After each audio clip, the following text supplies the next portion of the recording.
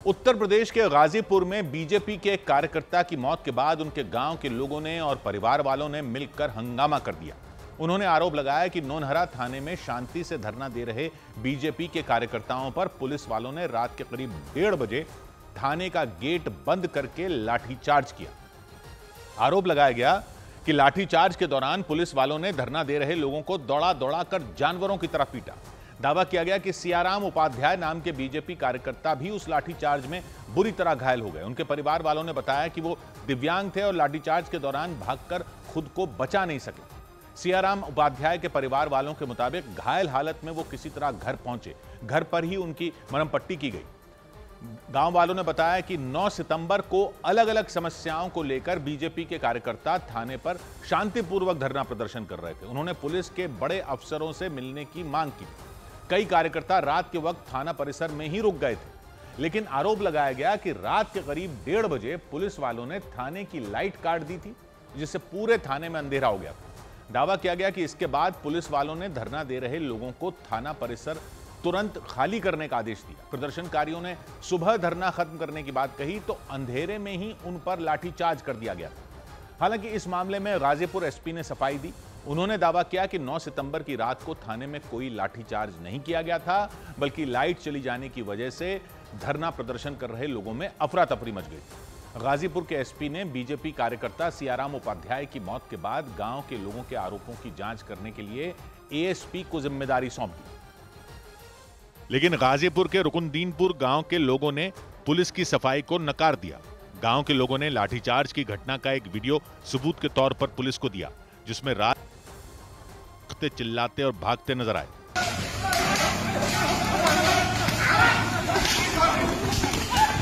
पूरे वीडियो में अफरा तफरी में भागते लोगों के चीखने की आवाज के साथ उन लोगों पर बरस रही लाठियों की आवाजें भी सुनाई दी। दावा किया गया कि 9 सितंबर को नौनहरा थाने में धरना दे रहे बीजेपी के कार्यकर्ताओं पर पुलिस वालों ने रात के वक्त लाठीचार्ज करके उन्हें जानवरों की तरह पीटा था। आरोप लगाया गया कि पुलिस के इसी लाठीचार्ज में बीजेपी कार्यकर्ता सियाराम उपाध्याय को गंभीर चोटें लग गई थीं और बाद में उनकी मौत हो गई। पुलिस की लाठी से मौत हुई, उनके शरीर पर तमाम चोटें लगी हैं। सियाराम उपाध्याय के घर वालों ने बताया कि वो दिव्यांग थे, इसी वजह से भागकर खुद को बचा नहीं सके। हालांकि गाजीपुर के एसपी ने सफाई दी कि बिजली का खंभा लगाने को लेकर 2 पक्षों में विवाद था। उसी सिलसिले में एक पक्ष नौनहरा थाने में धरना दे रहा था, लेकिन रात में लाइट चली गई और अफरा तफरी में लोग घायल हो गए थे। रात में एक बिजली जाने के कारण कुछ अफरा तफरी मची और इनको वहाँ से तत्काल इनको जाने के लिए बोला गया। तो फिर उसके बाद ये लोग वहाँ से चले गए थे और किसी प्रकार का कोई भी इशू नहीं हुआ। बीजेपी कार्यकर्ता सियाराम उपाध्याय की मौत के बाद उनके घर मातम पसर गया और उनके घर के लोग रोते बिलखते दिखे। बीजेपी कार्यकर्ता सियाराम उपाध्याय के घर वालों ने बताया कि वो बीते 16 साल से बीजेपी के सक्रिय कार्यकर्ता थे। सियाराम उपाध्याय के निधन की खबर मिलने के बाद बीजेपी के गाजीपुर जिला अध्यक्ष कुछ नेताओं के साथ उनके परिवार से मिलने पहुंच गए, लेकिन उनके वहां पहुंचते ही गांव के लोगों का गुस्सा फूट पड़ा। गांव के लोगों ने और सियाराम उपाध्याय के परिवार के लोगों ने बीजेपी जिला अध्यक्ष को घेर लिया। नाराज लोगों ने उनके सामने अपना गुस्सा निकाला। सियाराम उपाध्याय की मौत से भड़के लोगों ने आरोप लगाया कि थाने पर उनकी सुनवाई नहीं होती, आवाज उठाने पर लाठीचार्ज किया जाता है। गुस्से में तमतमाए लोगों ने गाजीपुर में बीजेपी के जिला अध्यक्ष ओम प्रकाश राय के खिलाफ उनके सामने ही नारेबाजी शुरू कर दी। वहां मौजूद पुलिस के अधिकारियों ने किसी तरह भड़के हुए लोगों के गुस्से को शांत करवाया, लेकिन तमतमाए हुए लोगों ने नारेबाजी करते हुए बीजेपी जिला अध्यक्ष ओम प्रकाश राय को बर्खास्त करने की मांग कर दी।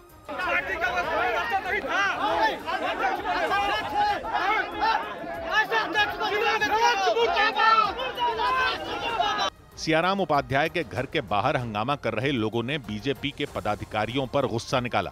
मरवा दीजिए, सबको कत्लेआम करवा दीजिए। बीजेपी कार्यकर्ता सियाराम उपाध्याय की मौत से भड़के रुकनदीनपुर गांव के लोगों ने थाने में सुनवाई नहीं होने का आरोप लगाया। थाने के लोग अत्याचार कर रहे हैं, इस पर बात नहीं ये कर रहे हैं। हर थाने पर गुंडागर्दी हो रही है, हर थाने पर पैसा लिए जा रहे हैं। हालांकि वहां पहुंचे पुलिस के अफसरों और गांव के कुछ लोगों ने बीच बचाव किया और मामला शांत करवाया। गाजीपुर में बीजेपी के जिला अध्यक्ष ने सियाराम उपाध्याय के परिवार की मदद का ऐलान किया। पार्टी की तरफ से उस परिवार की जो मांग होगी उसको हम सब पूरा करेंगे। गांव के लोगों ने थाना परिसर में धरने पर बैठे लोगों पर लाठीचार्ज करने वाले पुलिस वालों पर सख्त कार्रवाई किए जाने की मांग की। उधर देश भर में तेज रफ्तार की वजह से हो रहे हादसों के बीच मध्य प्रदेश के ग्वालियर से ऐसा ही डरा देने वाला एक मामला सामने आया। वहां एक नाबालिग ने तेज रफ्तार में गाड़ी चलाते हुए कई लोगों को टक्कर मार दी। इतना ही नहीं, वो एक ट्रैफिक पुलिसकर्मी को भी घसीटते हुए ले गया। इसके बाद पुलिस ने उस लड़के को हिरासत में ले लिया। जानकारी के मुताबिक उस लड़के ने पहले एक स्कूटर सवार 3 लोगों को टक्कर मारी। इसके बाद पुलिसकर्मी ने उसकी तरफ रुकने का इशारा किया, लेकिन वो नहीं रुका। इसकी वजह से वो पुलिसकर्मी उसकी गाड़ी के बोनट पर लटक गए। हैरानी की बात यह रही कि इसके बाद भी उसने गाड़ी को नहीं रोका, बल्कि उन्हें घसीटते हुए कुछ दूर तक ले गया। इसके बाद कुछ लोगों ने उस गाड़ी को रोका और उस लड़के की पिटाई कर दी, क्योंकि वो ट्रैफिक पुलिसकर्मी को घसीटते हुए ले गया। वो पुलिसकर्मी उस गाड़ी के बोनट को पकड़कर उस पर लटके नजर आए। इस दौरान उस गाड़ी की रफ्तार काफी तेज थी। जानकारी के मुताबिक थोड़ी देर बाद पुलिसकर्मी और वहां मौजूद कुछ लोगों ने मिलकर उस गाड़ी को रोक दिया। इसके बाद उन्होंने गाड़ी चला रहे लड़के को बाहर निकाला और पुलिस के सामने ही उसे पीटना शुरू कर दिया। कोई उस पर थप्पड़ बरसाता नजर आया तो किसी ने उसे मारने के लिए अपनी चप्पल उतार ली। लोगों का गुस्सा देखकर पुलिस उसे बचाने के लिए आगे हो गई, लेकिन वो लोग नहीं रुके। वो लगातार उसे मारते रहे। इसके बाद पुलिस ने उसे भीड़ के बीच से निकाल कर ले जाने की कोशिश की, लेकिन वो लोग पुलिस के पीछे पीछे चल पड़े। काफी देर तक बीच सड़क यह हंगामा चलता रहा। इसके बाद पुलिस उसे हिरासत में लेकर वहां से चली गई। उस नाबालिग लड़के ने तेज रफ्तार में गाड़ी चलाते हुए एक महिला समेत 3 लोगों को भयंकर टक्कर मार दी थी। साथ ही एक पुलिसकर्मी को भी घसीटते हुए ले गया था। इसकी वजह से उस गाड़ी का आगे वाला हिस्सा पूरी तरह बर्बाद हो गया। इधर दिल्ली पुलिस के स्पेशल सेल ने 4 राज्यों से 5 संदिग्ध आतंकियों को गिरफ्तार करने का दावा किया। दिल्ली पुलिस के स्पेशल सेल के मुताबिक ये 5 आरोपी एक ऐसे आतंकी मॉड्यूल पर काम कर रहे थे जिसका मकसद पूरे भारत को दहलाना था। दिल्ली पुलिस ने दावा किया कि इन आरोपियों को पाकिस्तान में बैठे इनके हैंडलर से निर्देश दिए जाते थे, जिसके बाद ये हथियार बनाने का काम करते थे। दिल्ली पुलिस ने इन 5 आरोपियों के पास से बम बनाने का सामान, हथियार और कारतूस बरामद करने का दावा किया। पुलिस के मुताबिक 5 आरोपी पिछले करीब 6 महीने से इस काम में लगे हुए थे। दावा किया गया कि उन लोगों ने सोशल मीडिया के जरिए कई लोगों को अपने साथ जोड़ लिया।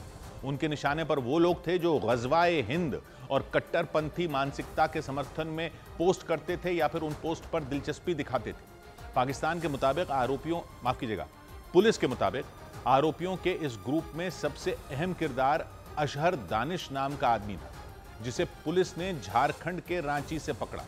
दावा किया गया कि अशहर दानिश ही इन 5 में सबसे ज्यादा पढ़ा लिखा था और आशंका जताई गई कि वही पाकिस्तान में बैठे हैंडलर के संपर्क में भी था। पुलिस ने दावा किया कि अशहर दानिश को ही पाकिस्तान से बम और हथियार बनाने के वीडियो और डिजाइन भेजे जाते थे, जिसके बाद वो अपने साथियों की मदद से उन्हें बनाने का काम करता था। अशहर दानिश के अलावा पुलिस ने मुंबई के रहने वाले सुफियान अबू बकर खान और आफ्ताब अंसारी नाम के 2 लोगों को भी पकड़ा। आरोप लगाया गया कि ये दोनों दिल्ली से कुछ हथियार अपने साथ लेकर मुंबई जाने की फिराक में थे। हालांकि पुलिस ने इन्हें दिल्ली के निजामुद्दीन रेलवे स्टेशन पर दबोच लिया। इनके अलावा मध्य प्रदेश के राजगढ़ से कामरान कुरैशी नाम के एक आरोपी को गिरफ्तार किया गया और 5वें आरोपी का नाम हुजैफा यमन बताया गया, जिसे पुलिस ने तेलंगाना के निजामाबाद से गिरफ्तार किया। दिल्ली पुलिस के स्पेशल सेल के एडिशनल सीपी प्रमोद कुशवाहा के मुताबिक उनकी टीम ने महाराष्ट्र, मध्य प्रदेश, झारखंड और तेलंगाना एटीएस से इस ऑपरेशन में मदद ली और इसी वजह से 5 संदिग्ध आतंकी एक-एक कर दिल्ली पुलिस के हत्थे चढ़ गए। दिल्ली पुलिस के स्पेशल सेल के एडिशनल सीपी प्रमोद कुशवाहा के मुताबिक इस ग्रुप की कमान झारखंड के रांची के रहने वाले अशहर दानिश को दी गई थी। वही बाकी सदस्यों को निर्देश दिया करता था। दावा किया गया कि इस ग्रुप के 2 आरोपी मुंबई के रहने वाले हैं, जिनके नाम सुफियान अबू बकर खान और आफ्ताब अंसारी बताए गए। उनके अलावा मध्य प्रदेश के राजगढ़ से कामरान कुरैशी को भी इस मामले में दबोचा गया और 5वें आरोपी हुजैफा यमन को पुलिस ने तेलंगाना के निजामाबाद से गिरफ्तार करने का दावा किया। ग्रुप का जो मकसद था वो ये था कि किसी एक जगह को एक्वायर करके उस पर खिलाफत डिक्लेयर कर देना और उस साथ ही साथ कुछ टेरर एक्टिविटीज़ करना, उसको टारगेटेड किलिंग करना था। दिल्ली पुलिस ने आशंका जताई कि इन संदिग्ध आतंकियों को पाकिस्तान से ऑर्डर मिल रहे थे। इस ग्रुप का सेंट्रल कैरेक्टर था और दानिश के पीछे भी जो वो इंस्ट्रक्शन रिसीव करता था वो एक पाक हैंडलर था। पुलिस ने दावा किया कि आरोपियों के पास से भारी मात्रा में बम बनाने का सामान, कई हथियार और कारतूस भी बरामद हुए। उधर यूपी के बिजनौर में एक दारोगा की मौत से सनसनी मच गई। उत्तर प्रदेश के बिजनौर में महिला थाने में तैनात एक दारोगा की मौत से हड़कंप मच गया। पुलिस के मुताबिक उनके सरकारी आवास में उनका शव मिला और इसके बाद फोरेंसिक टीम को बुलाकर जांच शुरू कर दी गई। कोई ऐसा इंजरी नहीं है, seems like a natural death. Probably हम जो है पीएम के लिए जो है बॉडी भिजवा रहे हैं। उत्तर प्रदेश के हमीरपुर में गर्भवती महिला के गैंगरेप के आरोप में पुलिस ने 2 लोगों को पकड़ लिया। कुरारा थाने की पुलिस के मुताबिक आरोपियों ने गर्भ निरोधक गोलियां खिलाने के बाद महिला का रेप किया। बाद में तबीयत बिगड़ने के बाद इलाज के दौरान उनकी मौत हो गई।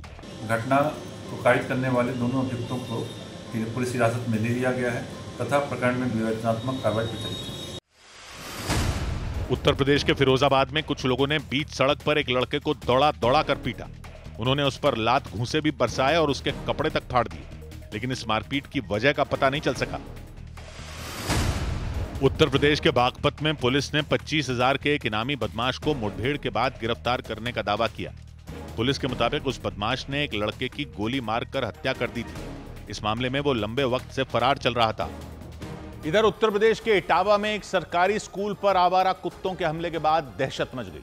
वहां उन कुत्तों को देखकर लोग जान बचाने के लिए इधर उधर भागने लगे। इस दौरान उस स्कूल के टीचरों ने बच्चों की जान बचाने के लिए उन्हें कमरे में बंद कर दिया। काफी देर तक अफरा तफरी मचने के बाद छोटे छोटे बच्चों की हालत खराब हो गई और वो रोने बिलखने लगे। उन बच्चों का स्कूल से घर जाना दूभर हो गया। इस बीच उन कुत्तों ने स्कूल के बाहर सड़क से गुजर रहे एक बच्चे पर हमला कर दिया। इस वजह से वो बुरी तरह घायल हो गए।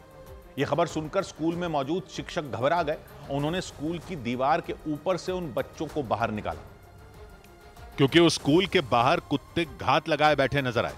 उस स्कूल में अचानक आवारा कुत्तों के हमले से अफरा तफरी मच गई। इस बीच स्कूल के गेट को बंद कर दिया गया ताकि किसी छात्र को कोई नुकसान न हो। वहां मौजूद करीब 100 छात्रों का घर जाना मुश्किल हो गया और उनकी जान पर बनाई। खाने के बाद खेल रही थी तो अचानक से पागल कुत्ता आया तो हमारी मैम ने हम लोगों को ऑफिस में बंद कर लिया था। हालांकि शिक्षकों की सूझबूझ से उनकी जान बच गई, लेकिन इस बीच आवारा कुत्तों ने उस मोहल्ले के एक बच्चे को काट लिया। कुत्तों के खौफनाक हमले से वो बुरी तरह घायल हो गया। तो 1-2 लोग आए, उन्होंने भगाया उसको। अच्छा, तब तक काट चुका था। इंजेक्शन लगवाया आपने? ये खबर सुनकर स्कूल में बंद छात्र दहशत में आ गए और रोने बिलखने लग गए। इसके बाद उस स्कूल के पीछे की दीवार पार करवाकर उन्हें घर भेजना शुरू किया गया। इस दौरान टीचर छोटे छोटे बच्चों को गोद में उठाकर दीवार की दूसरी तरफ खड़े उनके परिजनों तक पहुंचाती नजर आईं। हालांकि बाद में उन कुत्तों को किसी तरह वहां से हटाया गया और लोगों की जान बच पाई। उधर बिहार के सीतामढ़ी के पुपरी प्रखंड के एक स्कूल में पढ़ने वाले छात्रों के घर वाले रविवार की जगह शुक्रवार को स्कूल की छुट्टी किए जाने की मांग पर अड़ गए। वो स्कूल जिस इलाके में है वहां मुस्लिम समुदाय के लोगों की आबादी ज्यादा है। वहां पढ़ने वाले छात्रों के परिवार वालों के मुताबिक इसी को देखते हुए पहले वहां रविवार के बजाय शुक्रवार यानी जुमे के दिन छुट्टी दी जाती थी। बताया गया उस स्कूल में मदरसा, मिडिल स्कूल और हाई स्कूल तीनों चलते हैं। जानकारी के मुताबिक वहां नए प्रिंसिपल की नियुक्ति के बाद शुक्रवार की छुट्टी बंद हो गई और छात्रों की छुट्टी का दिन रविवार कर दिया गया। इसी बात पर वहां हंगामा मच गया। हालांकि दावा किया गया कि यह नियम सिर्फ हाई स्कूल के छात्रों के लिए था, लेकिन इस बात से नाराज इलाके के लोगों ने अपने बच्चों को स्कूल भेजना ही बंद कर दिया। यहां तक कि मदरसे और मिडिल स्कूल में पढ़ने वाले छात्रों ने भी स्कूल आना बंद कर दिया। उस इलाके के लोग इस बात पर अड़ गए कि वहां दोबारा जुमे यानी शुक्रवार के दिन ही छुट्टी की जानी चाहिए। बताया गया इसी गुस्से में उन्होंने करीब हफ्ते भर से अपने बच्चों को स्कूल नहीं भेजा। इस मामले की शिकायत बीईओ यानी ब्लॉक शिक्षा अधिकारी के पास पहुंची। इसके बाद बीईओ कुमारी मणि उस स्कूल पहुंची। वहां जहां शुक्रवार को छुट्टी देने की मांग को लेकर हंगामा मचा हुआ था, बीईओ ने छात्रों के परिवार वालों से बातचीत कर उन्हें किसी तरह इस बात के लिए राजी कर लिया कि बच्चों को कम से कम परीक्षा देने के लिए स्कूल भेजा जाए। उनके मुताबिक इलाके के लोगों ने उनसे दोबारा शुक्रवार को छुट्टी रखने की मांग की तो उन्होंने उनकी इस मांग को शिक्षा विभाग तक भेजने का भरोसा दिया। तब जाकर वो अपने बच्चों को सिर्फ परीक्षा देने के लिए स्कूल भेजने पर राजी हुए। लेकिन उन्होंने ये मांग भी रखी कि अगर जल्द ही शिक्षा विभाग ने बिहार के सीतामढ़ी के पुपरी प्रखंड के उस स्कूल में दोबारा शुक्रवार की छुट्टी शुरू न की तो वो अपने बच्चों को स्कूल नहीं भेजेंगे। छात्रों के परिवार वालों ने दावा किया कि पहले वहां छात्रों को रविवार के बजाय जुमे यानी शुक्रवार को ही छुट्टी दी जाती थी।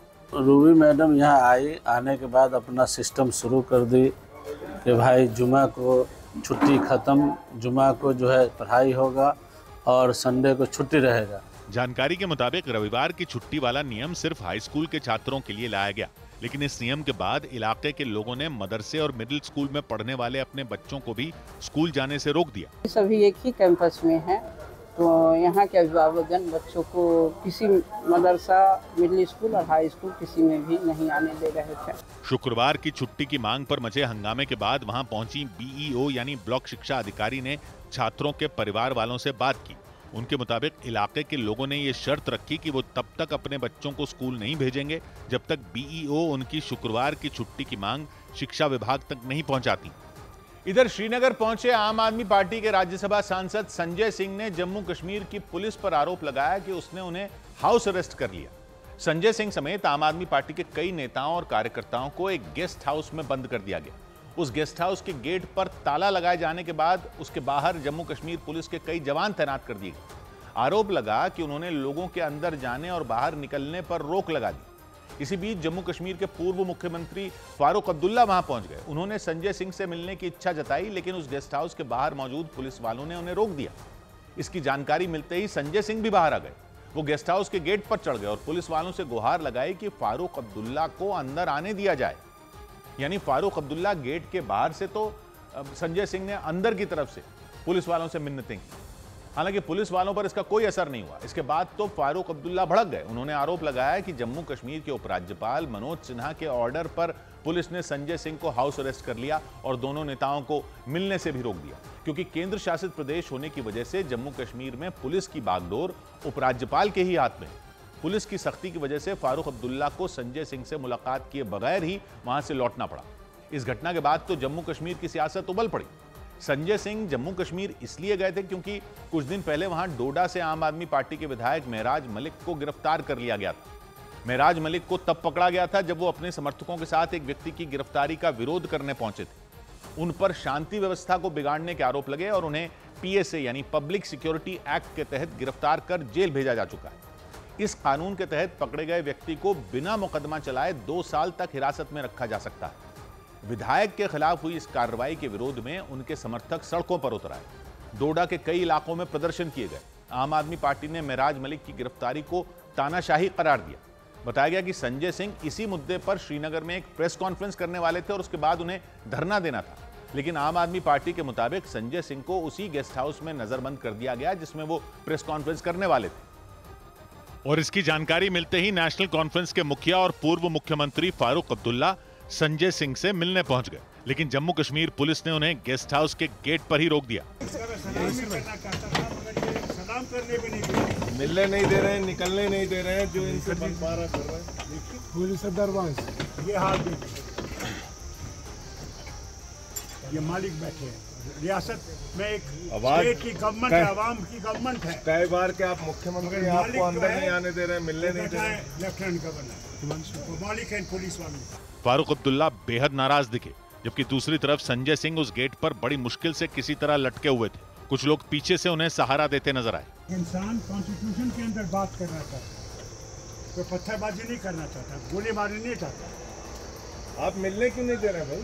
नहीं दे रहे। कौन सा अपराध है? वो मेंबर ऑफ पार्लियामेंट है, इस राज्य के कई बार मुख्यमंत्री रह चुके हैं, मैं मेंबर ऑफ पार्लियामेंट हूँ, आप मिलने क्यों नहीं दे रहे हैं? दोनों नेता गेट खोलने की मांग करते रहे, लेकिन पुलिस ने उनकी एक न सुनी और इसके लिए फारूक अब्दुल्ला ने सीधे सीधे जम्मू कश्मीर के उपराज्यपाल मनोज सिन्हा को जिम्मेदार बताया और वो उस गेस्ट हाउस के सामने काफी देर तक खड़े रहे। गेट पर लटके संजय सिंह थक गए तो उनके समर्थकों ने एक कुर्सी लाकर दे दी। इसके बाद वो कुर्सी पर खड़े होकर पुलिस वालों के आगे हाथ पैर जोड़ने में जुट गए, जबकि इस दौरान फारूक अब्दुल्ला का पारा लगातार चढ़ता गया। आप इतना भी नहीं चाहते देते कि मैं इसका हाल मेरा दोस्त रहा है पार्लियामेंट में इतने साल, चलिए आपका तो है नहीं कुछ। गेट पर चढ़े संजय सिंह थक गए तो वहां से हट गए। इस बीच थक हार कर फारूक अब्दुल्ला भी वहां से जाने लगे। उन्होंने हाथ उठाकर संजय सिंह को खुदा हाफिज कहा और जाने लगे, लेकिन तभी संजय सिंह दोबारा लौटे। इस बार उनके लिए कुर्सी लाई गई और वो कुर्सी पर खड़े होकर पुलिस से गेट खोलने की गुहार लगाने लगे। क्या परेशानी, मुलाकात तो करने दीजिए। जनाब लेफ्टिनेंट गवर्नर के ऑर्डर ऐसे हैं, मालिक वो बैठा हुआ है, हुकूमत हमारी है, मालिक वो है। पुलिस ने गेट नहीं खोला तो फारूक अब्दुल्ला चले गए, लेकिन श्रीनगर की इस घटना ने पूरे जम्मू कश्मीर की सियासत गरमा दी। संजय सिंह डोडा से विधायक मेहराज मलिक के समर्थन में प्रेस कॉन्फ्रेंस करने और धरना देने के लिए श्रीनगर पहुंचे थे, क्योंकि मेहराज मलिक को पुलिस ने 8 सितंबर को गिरफ्तार कर लिया था। उन्हें शांति व्यवस्था खराब करने के आरोप में जेल भेजा जा चुका है। उधर जम्मू कश्मीर के पुंछ में पहाड़ खिसकने से हाहाकार मच गया। जम्मू कश्मीर के पुंछ में पहाड़ खिसकने की वजह से 70 से ज्यादा मकान ढह गए और उन मकानों में रहने वाले लोगों को टेंटों का सहारा लेना पड़ा। वहां प्रशासन ने राहत और बचाव अभियान चलाया और 300 लोगों के लिए रहने की व्यवस्था कराई गई। यहाँ पे 2-3 शेल्टर होम्स प्रिपेयर किए हैं, वहाँ पे भेजा लोगों को, जहाँ पे उनके खाने का इंतजाम पूरा है, उनको फ्री राशन की फैसिलिटीज 1 महीने की प्रोवाइड की जा रही है। उत्तराखंड के हल्द्वानी में 24 साल के एक लड़के ने बीमारी से परेशान होकर खुदकुशी कर ली। उस लड़के ने खुदकुशी करने से पहले एक वीडियो बनाया और उसमें बताया कि स्लिप डिस्क के दर्द की वजह से वो परेशान हो गया। हालांकि उसके परिवार के मुताबिक वो लंबे वक्त से डिप्रेशन से जूझ रहा था। उत्तर प्रदेश के शामली में पुलिस ने ड्रग्स की तस्करी के आरोप में 2 लोगों को गिरफ्तार कर लिया। दावा किया गया कि उनके पास से करीब 4 किलो ड्रग्स बरामद किए गए। ये कार्रवाई नशे के खिलाफ जारी अभियान ऑपरेशन सवेरा के तहत की गई। जब्त किए गए ड्रग्स की कीमत 40 लाख रुपए बताई गई। कहां से लोग लाते हैं, कहां लोग सप्लाई करते हैं, उसका हम लोग जांच कर रहे हैं। इनके खिलाफ थाना करना मुकदमा हम लोग दर्ज कर लिए हैं। उत्तर प्रदेश के बुलंदशहर में पुलिस ने दावा किया कि उसने 10,000 रुपए के एक इनामी बदमाश को मुठभेड़ के बाद गिरफ्तार कर लिया। पुलिस के मुताबिक वो एक इलाके में लूटपाट की योजना बना रहा था। बताया गया कि उसके खिलाफ पहले से कई मामले दर्ज हैं। पुलिस अपने आप को घिरता हुआ देख इसने जान से मारने की नीयत से पुलिस पार्टी के ऊपर फायर कर दिया। आत्मरक्षा कार्रवाई में इस व्यक्ति के पैर में गोली लगी है। उधर बिहार की राजधानी पटना में राजकुमार यादव नाम के कारोबारी को 2 नकाबपोश बदमाशों ने दौड़ाकर गोली मार दी। इसके बाद उन्हें घायल हालत में अस्पताल ले जाया गया, जहां इलाज के दौरान उनकी जान चली गई। इस घटना की वजह से पूरे शहर में कोहराम मच गया। तुरंत पुलिस को इसकी जानकारी दी गई। इसके बाद पुलिस की कई टीमें हत्या की जांच और बदमाशों को पकड़ने में जुट गई। जांच में पता चला कि राजकुमार यादव पहले लालू यादव की पार्टी आरजेडी से जुड़े थे, लेकिन बाद में उन्होंने पार्टी छोड़ दी थी। उन पर बदमाशों ने हमला तब किया जब वो रात करीब 9:45 बजे पैदल घर जा रहे थे। उसी दौरान घात लगाए 2 नकाबपोश बदमाशों ने उन पर ताबड़तोड़ गोलियां चलानी शुरू कर दी। हमला होते ही राजकुमार यादव ने बदमाशों से बचने के लिए घर की तरफ दौड़ लगा दी। इसके बाद बदमाशों ने उनका पीछा शुरू किया और लगातार उन पर पीछे से गोलियां चलाते रहे। घटना के वक्त वहां मौजूद लोगों के मुताबिक कारोबारी राजकुमार यादव दौड़ते हुए एक रेस्टोरेंट में घुस गए, लेकिन इसके बाद भी बदमाशों ने उनका पीछा नहीं छोड़ा। बदमाशों की गोली लगने से वो खून से लथपथ होकर जमीन पर गिर पड़े। इसके बाद दोनों बदमाश वहां से दौड़ते हुए भाग निकले। पुलिस की जांच में पता चला कि राजकुमार यादव वैशाली जिले के रहने वाले थे और वो घटना के राजेंद्र नगर इलाके में घटना के वक्त अपने परिवार के साथ रहते थे। आशंका जताई गई कि पैसों के लेन देन को लेकर उनकी सुपारी देकर हत्या करवाई गई, क्योंकि पुलिस सूत्रों ने दावा किया कि दोनों नकाबपोश बदमाश राजकुमार यादव के घर आने का इंतजार कर रहे थे। रात करीब 9:45 बजे जैसे ही वो वहां पहुंचे, बदमाशों ने उन पर गोलियां बरसानी शुरू कर दी। गोलियों की आवाज से पूरा इलाका थर्रा गया। कारोबारी राजकुमार यादव जान बचाने के लिए वहां से भाग खड़े हुए। इसके बाद बदमाशों ने उनका पीछा करना शुरू किया। राजकुमार यादव सड़क पर भागते नजर आए और 2 बदमाश उनके पीछे दौड़ते रहे। इस दौरान वो दोनों बदमाश उन पर बिना रुके फायरिंग करते रहे।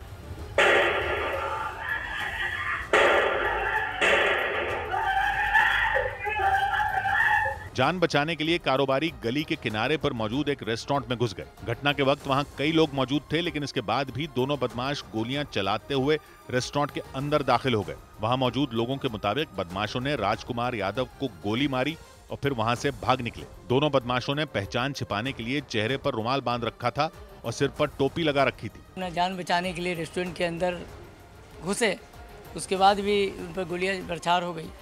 उसके बाद अपराधी आराम से निकल गए। घायल हालत में तुरंत कारोबारी को अस्पताल ले जाया गया, जहां उनकी जान नहीं बचाई जा सकी। जांच में पता चला कि वो जमीन खरीदने बेचने का कारोबार करते थे। और पुलिस की जांच में ये बात सामने आई कि बदमाशों ने पूरी प्लानिंग के तहत कारोबारी राजकुमार यादव की हत्या की।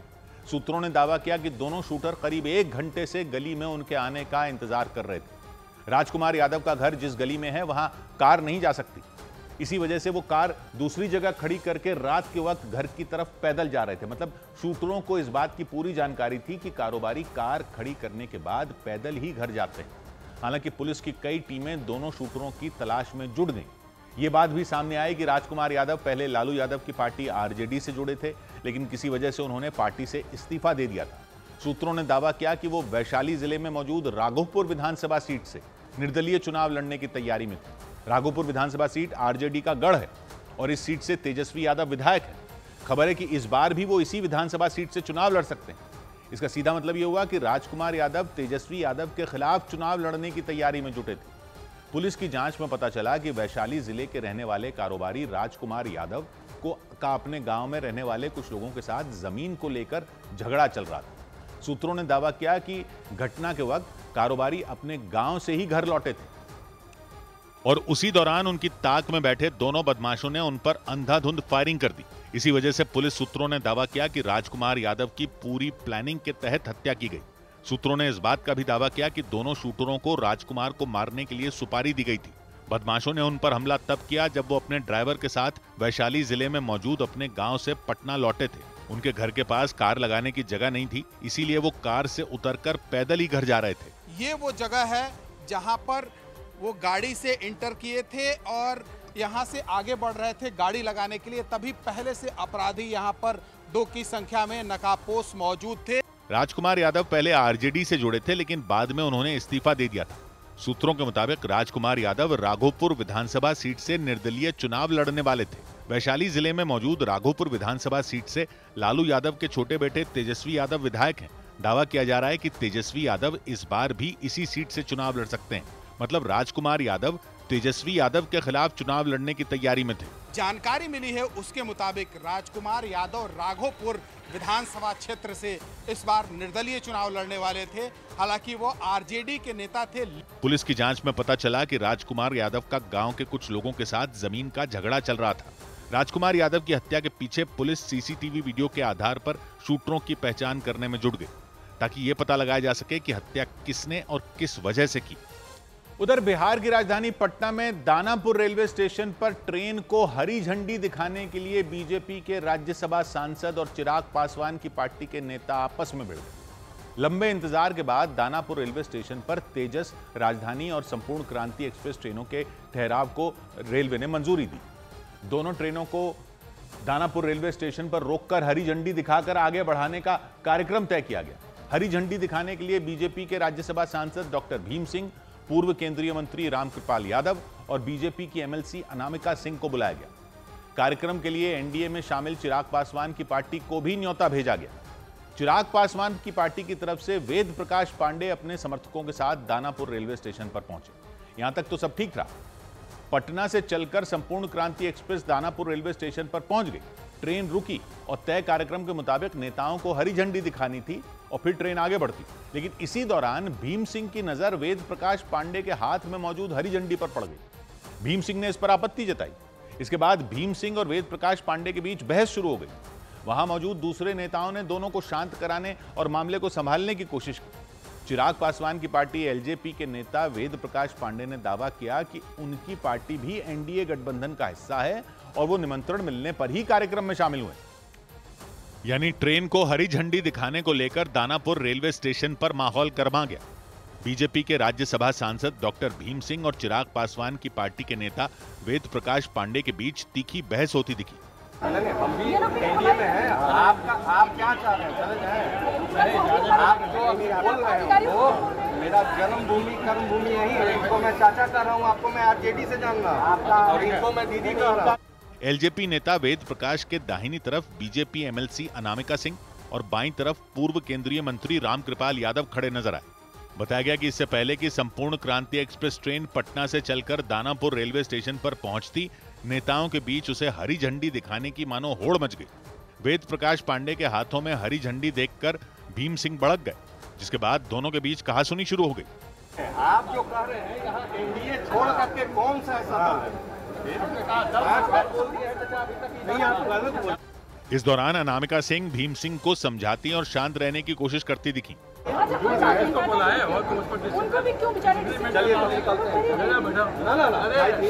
रामकृपाल यादव और अनामिका सिंह के बीच बचाव करने पर मामला शांत हो सका। इसके बाद एलजेपी की तरफ से वेद प्रकाश पांडे और बीजेपी की तरफ से रामकृपाल यादव और अनामिका सिंह ने ट्रेन को हरी झंडी दिखाकर रवाना किया। इधर नेपाल में हिंसा के बाद वहां की जेलों से भागे कई कैदी भारतीय सीमा में घुसने की कोशिश करने के दौरान पकड़े गए। नेपाल में भड़की हिंसा के बाद नेपाल की जेल से फरार हुए 60 कैदियों को भारतीय सीमा में घुसने की कोशिश में गिरफ्तार कर लिया गया। ये गिरफ्तारी पश्चिम बंगाल, बिहार और यूपी में भारत नेपाल की सीमा पर की गई। नेपाल में भी वहां की पुलिस ने सिंधुली जेल से भागने वाले 170 से ज्यादा कैदियों को गिरफ्तार कर लिया। नेपाल में फंसे कुछ भारतीय व्यापारियों ने मध्य प्रदेश के मुख्यमंत्री से मदद की अपील की। मध्य प्रदेश के छतरपुर जिले के रहने वाले वो व्यापारी और उनके परिवार के लोग नेपाल घूमने के लिए गए थे, लेकिन वहां उग्र हुए प्रदर्शन के बीच वो लोग फंस गए। छतरपुर की विधायक ने उनसे वीडियो कॉल पर बात की और उनकी मदद करने का भरोसा दिया। बात की तो उनके चेहरे पे खुशी आ गई, मैंने ये देखा है। टेंशन में भी थे, लेकिन उन्होंने कहा है कि अब सब आप लोग साथ हो तो हमारा टेंशन कम हो। उधर नेपाल में हुई भयंकर हिंसा वाले दिन की चौंका देने वाली तस्वीरें सामने आई। उनमें दिखा कि गुस्साए प्रदर्शनकारियों से बचने के लिए वहां के कुछ नेता हेलीकॉप्टर से लटकती हुई रस्सी को पकड़कर भाग गए थे। उन्हें इस तरह अपनी जान बचाने के लिए मजबूर होना पड़ा था क्योंकि चारों तरफ गुस्साई भीड़ नेताओं के पीछे पड़ी हुई थी। इन हालात में वहां की सेना ने कई नेताओं को भीड़ के चंगुल से बचाया था, लेकिन हर तरफ फैली हिंसा के बीच हेलीकॉप्टर को जमीन पर उतारना बेहद खतरनाक था। इसलिए नेपाल की सेना के हेलीकॉप्टर उन नेताओं के घरों की छतों के ऊपर पहुंचे, फिर रस्सी फेंककर उन्हें ऊपर खींच लिया। इस दौरान नीचे खड़े हजारों की तादाद में लोग शोर मचाते दिखे। इस तरह कई नेताओं ने अपनी जान बचाई थी, लेकिन जो भागने में कामयाब नहीं हो पाए उन्हें गुस्साई भीड़ का सामना करना पड़ा था। सोशल मीडिया पर बैन और भ्रष्टाचार समेत कई मुद्दों पर भड़की नेपाल की जनता ने पूर्व प्रधानमंत्री शेर बहादुर देउबा समेत कई बड़े नेताओं को जमकर पीटा था। कई नेताओं के घर जला दिए थे, तो वहां के प्रधानमंत्री का दफ्तर और वहां की सुप्रीम कोर्ट भी लोगों के गुस्से का शिकार बनी थी। और इन हालात में गुस्साई भीड़ से बचने के लिए नेपाल के कई नेताओं को हेलीकॉप्टर से लटकी रस्सी को पकड़कर भागना पड़ा था। काठमांडू में जिस दिन सबसे ज्यादा हिंसा भड़की थी, उस दिन कई नेताओं ने इस तरीके से अपनी जान बचाई थी।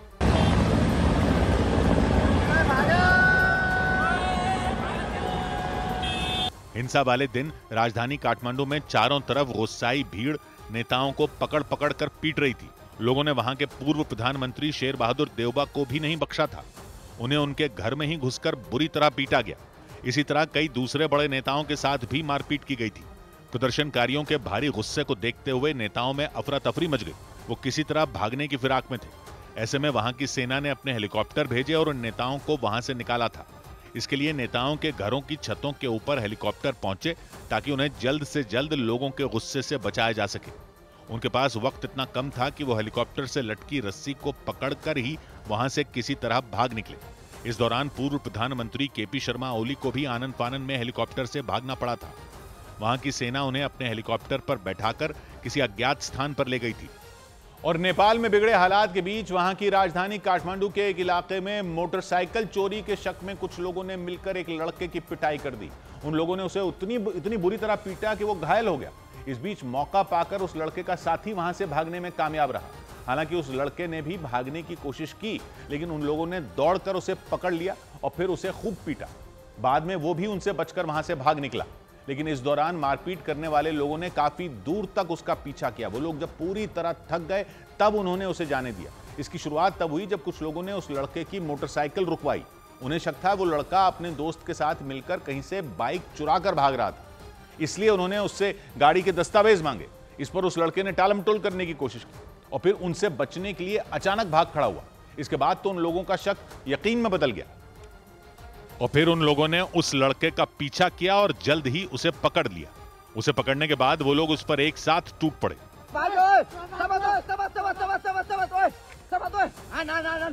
उन्होंने उस लड़के की जमकर पिटाई कर दी। किसी ने लातों से मारा तो किसी ने ताबड़तोड़ मुक्के बरसाए। इस दौरान वो लड़का उनसे बचने की कोशिश करता रहा। इस बीच किसी ने उसके सिर से हेलमेट निकाल लिया ताकि वहां मौजूद सभी लोग उसका चेहरा देख सकें और उसके सिर पर भी हमला कर सकें। तभी मौका पाकर वो लड़का वहां से भाग निकला। उन लोगों ने बहुत दूर तक उसका पीछा किया, लेकिन दौड़ते दौड़ते जब वो पूरी तरह थक गए तो उन्होंने उसका पीछा करना छोड़ दिया। इससे पहले वो लोग उसकी मोटरसाइकिल रुकवाकर उससे पूछताछ करते नजर आए। उन्हें शक था कि वो बाइक उस लड़के की नहीं थी, बल्कि उसने कहीं से चोरी की थी। उन्होंने दस्तावेज दिखाने की मांग की। कागज पत्र दिखाउनुस्, कागज पत्र दिखाउनुस्। वो लड़का कुछ देर तक तो टालमटोल करता रहा और फिर अचानक दौड़ पड़ा।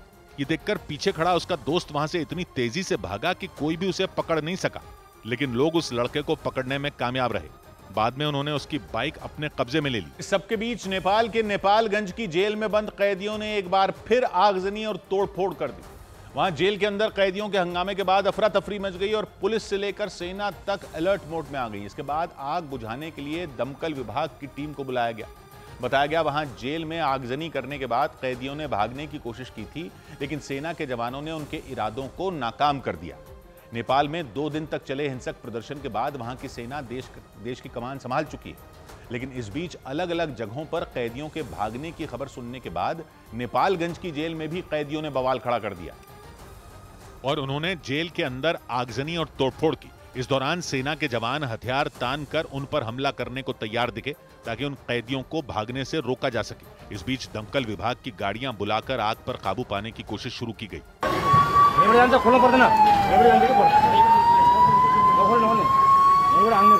वहां आगजनी और तोड़फोड़ की घटना के बाद भारी संख्या में पुलिस और सेना के जवान अलर्ट मोड में नजर आए। जेल के अंदर और बाहर सुरक्षा सख्त कर दी गई। चप्पे चप्पे पर निगरानी रखी गई ताकि किसी भी हालत में कैदियों की मंशा पूरी न हो। ये घटना नेपाल के नेपालगंज में हुई, जो उत्तर प्रदेश के बहराइच में मौजूद रुपईडीहा बॉर्डर के नजदीक बसा है। जानकारी मिली कि सेना के जवानों को उन्हें रोकने के लिए हवाई फायरिंग तक करनी पड़ी। जानकारी के मुताबिक जब वो भागने की कोशिश कर रहे थे, उस दौरान सेना के जवानों ने 2 कैदियों के पैरों में गोली मार दी और वो घायल हो गए। उसके बाद उन्हें अस्पताल में भर्ती करवाया गया। हालांकि बाद में किसी तरह मामला शांत हुआ। इधर नेपाल के काठमांडू में प्रदर्शनकारियों ने गहनों की दुकान में जमकर लूटपाट की। वहां करीब 10 से 15 लोग उस दुकान के अंदर घुस गए और वहां रखे चांदी के कई कीमती गहनों और बर्तनों को बटोरना शुरू कर दिया। इस दौरान जिसके हाथ जो लगा उसने वो उठा लिया और वहां से भाग निकला। नेपाल के युवाओं में सरकार के खिलाफ आक्रोश इतना बढ़ गया कि इसका खमियाजा आम नागरिकों से लेकर व्यापारियों तक को उठाना पड़ा। इस आंदोलन की आग इतनी फैल गई कि कारोबारियों की हालत खराब हो गई, उनका लाखों का नुकसान हो गया। वहां हिंसक प्रदर्शन के बाद अलग अलग इलाकों में लूटपाट शुरू कर दी गई। इससे पहले भारी संख्या में लोगों के शॉपिंग मॉल और सुपरमार्केट से सामान लूटने की तस्वीरें सामने आई थी और अब गहनों की दुकानों को लूट लिया गया और कुछ लोग उस गहनों की दुकान से चांदी से बनी चीजें लूटते नजर आए। रात के अंधेरे में उन युवा प्रदर्शनकारियों ने टॉर्च की मदद से वहां रखे जेवरों को खंगालना शुरू कर दिया। उन लोगों ने काउंटर के शीशे हटाकर वहां सजे चांदी के गहने और बर्तन उठा लिए और प्लास्टिक की थैलियों में भर लिया। इस दौरान उनमें कुछ लोगों ने मास्क लगा रखा था और एक व्यक्ति हेलमेट पहने नजर आए। उन लोगों ने कुछ ही देर में उस दुकान में रखे सारे गहने लूट लिए। इस दौरान उस दुकान के बाहर जल रही आग की रोशनी अंदर तक आती दिखी। लूटपाट की यह घटना काठमांडू के रिंग रोड पर मौजूद भाट भटेनी मार्केट के पास हुई। इससे पहले कुछ लोग काठमांडू के कपड़े की दुकान को लूटते नजर आए थे। वहां भारी संख्या में लोगों में कपड़े लूटने की होड़ मच गई थी।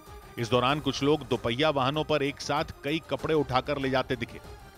उधर नेपाल में प्रदर्शनकारियों के आगे नेता रहम की भीख मांगने के लिए मजबूर हो गए। वहां सोशल मीडिया पर बैन लगाए जाने के फैसले के खिलाफ ऐसी हिंसा भड़की थी कि कई राजनीतिक दलों के दफ्तर फूंक दिए गए थे। प्रदर्शनकारियों ने तमाम राजनीतिक दलों के नेताओं के घरों को भी आग के हवाले कर दिया था। नेताओं को सड़कों पर दौड़ा दौड़ा कर पीटा गया था। इसके साथ ही बड़े पैमाने पर सरकारी दफ्तरों को भी नुकसान पहुंचाया गया था। हालांकि उग्र हुए प्रदर्शन को रोकने के लिए नेपाल की पुलिस के साथ वहां की सेना ने देश की बागडोर संभाल लिया, लेकिन इसके बाद भी प्रदर्शनकारी नहीं रुके। वहां लगातार हो रहे हिंसक प्रदर्शनों के तीसरे दिन भीड़ काठमांडू में एक नेता के घर में दाखिल हो गई और भीड़ ने उस नेता के घर पर कब्जा कर लिया। वो हाथ जोड़कर उनके सामने रोते नजर आए, लेकिन प्रदर्शनकारी काठमांडू में मौजूद उनके घर पर पत्थर बरसाते रहे। कुछ ही देर में उन्होंने घर की खिड़कियों और दरवाजों पर लगे शीशे तोड़कर चकनाचूर कर दिए। इस बीच उनमें कुछ लोगों ने उस नेता की मौजूदगी में उनके घर में आग लगा दी और वो ये देखते रह गए। वहां प्रदर्शनकारियों ने पेड़ों को भी नहीं बख्शा। उनमें कुछ लोग उनके घर के गार्डन एरिया में लगे पेड़ों पर चढ़े और उन्होंने टहनियों को तोड़कर इधर उधर फेंक दिया। मतलब उनके हाथ जो लगा उन्होंने उसे पूरी तरह तहस नहस कर दिया। इस दौरान कुछ और प्रदर्शनकारी उनके घर के ग्राउंड फ्लोर पर पहुंच गए और उन्होंने ईंटें फेंकनी शुरू कर दी। फिर तो वो नेता उन्हें रोकने के लिए गिड़गिड़ाते दिखे। तभी उनके पास खड़े प्रदर्शनकारी ने उन्हें पीछे की तरफ खींचा और वहां से कुछ दूर ले गए। इस दौरान उनकी जान पर भी खतरा बना रहा। इधर नेपाल में बचे बवाल के बीच वहां के पूर्व प्रधानमंत्री केपी शर्मा ओली नेपाल की सेना के कैंप में चले गए। उन पर और उनकी कैबिनेट के मंत्रियों पर जान का खतरा मंडराता देख सेना ने उन्हें नेपाल के शिवपुरी में एक कैंप में रखने का फैसला लिया। वहां से केपी शर्मा ओली ने नेपाल की जनता के नाम एक चिट्ठी लिखी। इस चिट्ठी में उन्होंने नेपाल में हुए जेन जी आंदोलन को अपने खिलाफ साजिश बताया। साथ ही उन्होंने एक बार फिर लिपुलेख और भगवान राम के जन्मस्थल के मुद्दे पर विवादास्पद बयान दिया।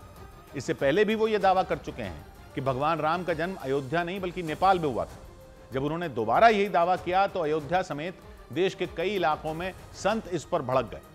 केपी शर्मा ओली ने आरोप लगाया कि राम जन्मभूमि और लिपुलेख जैसे मुद्दों पर अपनी बात रखने की वजह से ही उनकी सरकार गिराने की साजिश रची गई। हालांकि केपी शर्मा ओली ने अपनी इस चिट्ठी में किसी व्यक्ति या देश का नाम नहीं लिया। उन्होंने ये चिट्ठी नेपाल के प्रदर्शनकारियों के नाम लिखी। इसी चिट्ठी में उन्होंने ये भी साफ कर दिया कि वो नेपाल छोड़कर किसी और देश में नहीं गए हैं। उनके इस्तीफे के बाद ये खबरें आई थीं कि वो नेपाल छोड़कर किसी दूसरे देश के लिए निकल गए। हालांकि केपी शर्मा ओली ने खुद ही इस बात को नकार दिया। उन्होंने जानकारी दी कि वो और उनकी कैबिनेट के मंत्री नेपाल की सेना के कैंप में मौजूद हैं और सुरक्षित हैं। लेकिन इसी चिट्ठी में उन्होंने ये आशंका भी जताई कि नेपाल में इतना बड़ा आंदोलन यूं ही नहीं खड़ा हो गया, बल्कि इसके पीछे गहरी साजिश थी। उन्होंने नेपाल के युवाओं से ये अपील भी की कि वो उनके खिलाफ साजिश रचने वालों के लिए मोहरा न बने। लेकिन जैसे ही उन्होंने ये बात दोहराई कि भगवान राम का जन्म अयोध्या नहीं बल्कि नेपाल में हुआ था, कई संत इस पर भड़क गए। हनुमानगढ़ी के संत देवेशाचार्य ने तो केपी शर्मा ओली को कायर तक कह दिया। अगर ऐसा था तो उनको प्रमाण प्रस्तुत करना चाहिए था। ये कुंठित विचारधारा के कायर हैं।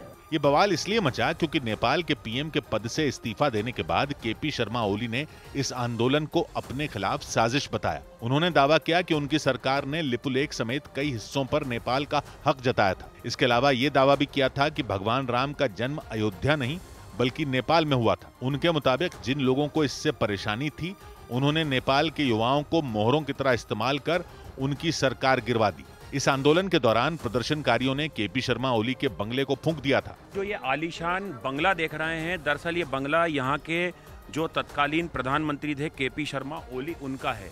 इससे आप अंदाजा लगा सकते हैं कि जो नेपाल के लोगों का गुस्सा था वो किस तरह था। नेपाल में प्रदर्शनकारियों के गुस्से की आग में केपी शर्मा ओली का घर पूरी तरह बर्बाद हो गया। हालांकि उन्होंने जानकारी दी कि वो पूरी तरह सुरक्षित हैं। उन्होंने चिट्ठी लिखकर ये दावा किया कि उन्हें और उनके कैबिनेट के मंत्रियों को सेना के कैंप में रखा गया है ताकि वो सुरक्षित रहें।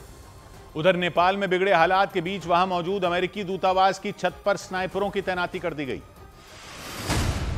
नेपाल में हिंसक प्रदर्शनों के बीच काठमांडू में अमेरिकी दूतावास की छत पर स्नाइपरों की तैनाती दिखी। ऐसा इसलिए कि अगर प्रदर्शनकारी वहां तोड़फोड़ की कोशिश करें तो उन्हें दूर से ही निशाना बनाया जा सके। नेपाल में लगातार बिगड़ते हालात को देखते हुए बिहार के पश्चिमी चंपारण जिले में मौजूद बेतिया में नेपाल बॉर्डर को सील कर दिया गया। सीमा बंद होने की वजह से नेपाल में फंसे भारतीय नागरिकों की परेशानियां बढ़ गईं। बगा जा रहे हैं। तो वहाँ क्यों गए थे? ससुराली थे वहाँ पे। अब वहाँ से कहाँ लौटना था? बगा जा रहे हैं घर पे। नेपाल की राजधानी काठमांडू के मेयर बालेन शाह ने सोशल मीडिया पर पोस्ट डालकर अंतरिम सरकार के गठन की अपील की। बालेन शाह ने अपने संदेश में प्रदर्शन करने वाले जेनजी प्रदर्शनकारियों से धैर्य बनाए रखने की अपील की। नेपाल में जेनजी विद्रोह का बालेन शाह ने खुला समर्थन किया था। इधर छत्तीसगढ़ के सारंगगढ़ में एक स्कूल में बच्चों के सामने दो टीचरों के बीच मारपीट का हैरान कर देने वाला एक मामला सामने आया। सरकारी स्कूल के क्लासरूम में एक टीचर बच्चों को पढ़ा रहे थे। इसी बीच एक दूसरे टीचर उस क्लासरूम में दाखिल हो गए। बताया गया पढ़ाने के तरीके को लेकर उन दोनों के बीच बहस शुरू हुई, लेकिन कुछ ही देर में बात मारपीट तक पहुंच गई। वो दोनों एक दूसरे को बच्चों की मौजूदगी में ही पीटने लग गए। वहां अचानक हुई इस मारपीट से बच्चों में दहशत का माहौल बन गया और बच्चे क्लासरूम छोड़कर भाग निकले। हालांकि थोड़ी देर के बाद एक और टीचर वहां पहुंचे और उन्होंने मारपीट रोकने की कोशिश की। इस घटना की जानकारी मिलने पर शिक्षा विभाग के अधिकारी ने पूरे मामले की जांच शुरू कर दी, क्योंकि बहस के दौरान वो दोनों टीचर एक दूसरे पर टूट पड़े। वहां उनमें एक टीचर ने दूसरे टीचर का कॉलर पकड़ लिया और उन्हें धक्का देकर बेंच पर गिरा दिया। इसके बाद तो उस दूसरे टीचर ने भी देरी नहीं की और उन्होंने उन्हें फर्श पर गिरा दिया। हालांकि इस बीच एक और टीचर वहां पहुंच गए और उन्होंने उन दोनों को अलग करने की कोशिश की, लेकिन वो दोनों एक दूसरे को पीटते रहे, मानो उनके बीच कोई पुरानी दुश्मनी चल रही हो। और ये मारपीट देखकर क्लासरूम में बैठे बच्चे घबरा गए। इस दौरान मारपीट करने वाले उन दोनों टीचरों ने बेंच और डेस्क तक गिरा दिए। वहां मारपीट की वजह से अफरा तफरी मच गई और बच्चे तो दौड़कर भाग निकले। उस क्लासरूम में पीछे बैठे बच्चे तो अपनी सीट पर चढ़कर खड़े हो गए और काफी देर तक मारपीट चलने के बाद एक दूसरे क्लासरूम से आए टीचरों ने मामला शांत करवाया। सारंगगढ़ जिले के बिलाईगढ़ इलाके के उस सरकारी स्कूल में यह घटना हुई। बताया गया कि बच्चों को पढ़ाने को लेकर उन दोनों टीचरों में झगड़ा शुरू हुआ था। इस घटना के बाद शिक्षा विभाग के अधिकारियों ने उस स्कूल के प्रिंसिपल से जांच रिपोर्ट मांगी। उधर बिहार के कैमूर में 1 साल पहले 13 लाख रुपए की लागत से बना चेक डैम बारिश के बाद आए सैलाब में बह गया। चेक डैम छोटे और अस्थायी बांध होते हैं। इनका निर्माण बारिश के पानी को रोकने के लिए ही किया जाता है, ताकि उस पानी से किसान खेतों की सिंचाई कर सके। इसी तरह का एक चेक डैम कैमूर के चैनपुर प्रखंड में जिला परिषद की तरफ से बनवाया गया था। मकसद था सिंचाई के लिए पानी की व्यवस्था करना, लेकिन बारिश के बाद पहाड़ों से आए पानी के तेज बहाव की वजह से चेक डैम ध्वस्त हो गया। इससे बारिश का पानी आसपास के इलाकों में घुस गया।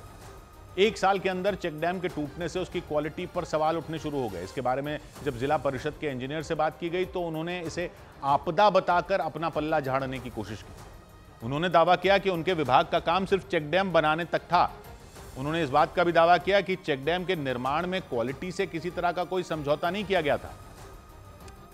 लेकिन इसके बाद भी चेक डैम पानी का दबाव नहीं झेल सका और वो बह गया, जबकि 1 साल पहले ही इस चेक डैम को कैमूर के चैनपुर प्रखंड में जिला परिषद की तरफ से 13 लाख रुपए में बनवाया गया था। इस चेक डैम को बनवाने के पीछे का मकसद पहाड़ों से आने वाली बारिश के पानी को रोकना था, ताकि किसान उस पानी का इस्तेमाल सिंचाई के लिए कर सकें। लेकिन चेक डैम 1 साल के अंदर ही ध्वस्त हो गया। दोनों तरफ पहाड़ है, पहाड़ के बीच में बना हुआ है, नदी टाइप का बहता है, अधिक पानी आने से हो सकता है बह गया होगा। चेक डैम के टूटने के बाद उसकी क्वालिटी पर सवाल उठने शुरू हो गए। इस बारे में जब जिला परिषद के इंजीनियर से बात की गई तो उन्होंने चेक डैम बनाने में किसी भी तरह की गड़बड़ी या क्वालिटी से समझौते की बात से इनकार कर दिया। उन्होंने दलील दी कि विभाग का काम सिर्फ चेक डैम का निर्माण करना था और पानी के दबाव के आकलन करने की जिम्मेदारी उनके विभाग की नहीं थी। हाँ, अगले सप्ताह हम जाएंगे, उसको जांच करेंगे। त्रुटियां समझ में आ रही है या गुणवत्तापूर्ण था? कोई त्रुटि नहीं है। चेक डैम टूटने के बाद बारिश का पानी आसपास के इलाकों में घुस गया। हालांकि इससे किसी तरह के नुकसान की खबर सामने नहीं आई।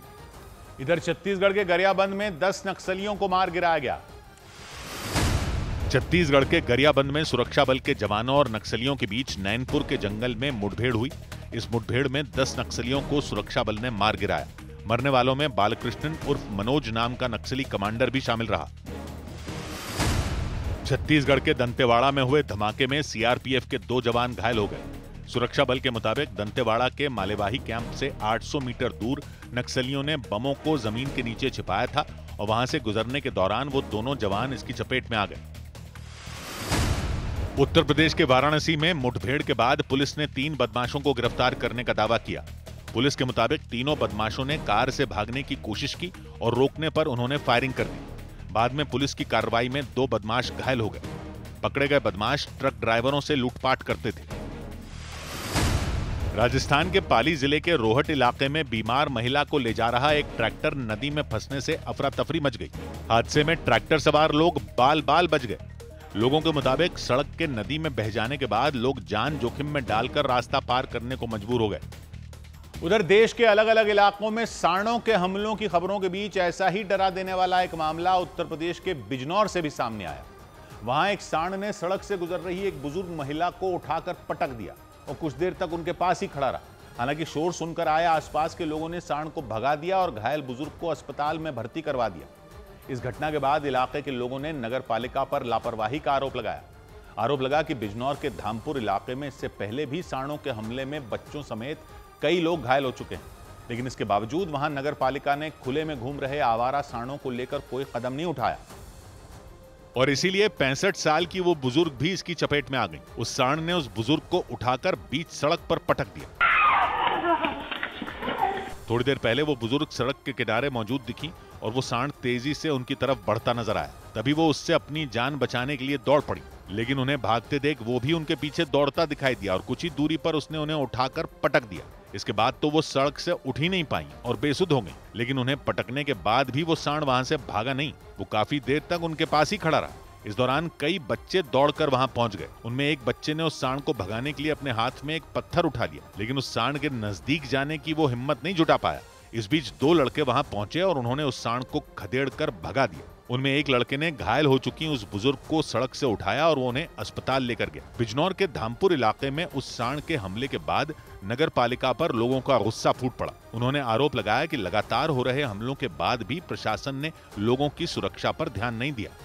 अमेरिकी राष्ट्रपति डोनाल्ड ट्रंप के करीबी और सोशल एक्टिविस्ट चार्ली कर्क की सरेआम गोली मारकर हत्या किए जाने से पूरे अमेरिका में हड़कंप मच गया। उन्हें उस वक्त गोली मारी गई जब वो एक कार्यक्रम में मौजूद थे। कार्यक्रम अमेरिका की यूटा राज्य की यूटा वैली यूनिवर्सिटी में चल रहा था। यूनिवर्सिटी परिसर में चार्ली को सुनने के लिए सैकड़ों छात्र इकट्ठा हुए थे। उनके सामने लोगों की भीड़ जमा थी। चार्ली कर्क छात्रों के सवालों का जवाब दे रहे थे, लेकिन इसी बीच अचानक गोली चली जो सीधे चार्ली की गर्दन पर लगी। गोली लगते ही गर्दन से खून की धार किसी फव्वारे की तरह फूट पड़ी। किसी को कुछ समझ ही नहीं आया कि हुआ तो हुआ क्या। चार्ली वहीं गिर गए, जबकि उन्हें सुनने के लिए आए लोगों में भगदड़ मच गई। लोग चीखने चिल्लाने लग गए। कुछ लोग तो जमीन पर ही लेट गए ताकि जान बचा सकें। गोली लगने के बाद 32 साल के चार्ली कर्क ने वहीं दम तोड़ दिया। अमेरिकी मीडिया के मुताबिक उन पर करीब 200 मीटर दूर मौजूद एक इमारत से गोली चलाई गई। हमले के बाद आरोपी भागने में कामयाब भी रहा। हालांकि अमेरिका की पुलिस ने उसकी तलाश तेज कर दी। अमेरिकी राष्ट्रपति ने इस हत्याकांड पर दुख जताया और पूरे अमेरिका में वहां के झंडों को 4 दिन के लिए झुकाने का आदेश दिया। डोनाल्ड ट्रंप के सबसे बड़े समर्थकों में शामिल रहे चार्ली कर्क अमेरिका में काफी चर्चित थे। वो एक एनजीओ चलाते थे। अमेरिका के अलग अलग स्कूलों कॉलेजों में जाकर छात्रों को राजनीति के बारे में बताते थे। इसी कड़ी में वो यूटा वैली यूनिवर्सिटी में भी पहुंचे थे और एक टेंट में कुर्सी पर बैठकर छात्रों के पूछे सवालों का जवाब दे रहे थे। तभी गोली चलने की आवाज आई और सोशल एक्टिविस्ट चार्ली कर्क झटके के साथ नीचे गिर गए। गोली सीधे चार्ली की गर्दन पर लगी और गर्दन से खून की धार निकलने लगी। वहां मौजूद लोग बुरी तरह डर गए। उन्होंने चीखना चिल्लाना शुरू कर दिया।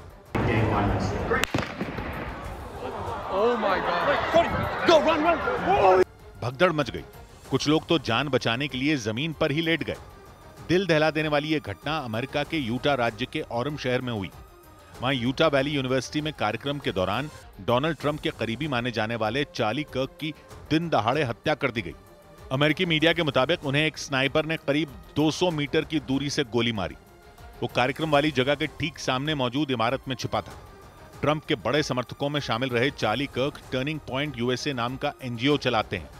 वो स्कूलों और कॉलेजों में छात्रों के साथ राजनीति से जुड़े मुद्दों पर बहस किया करते थे।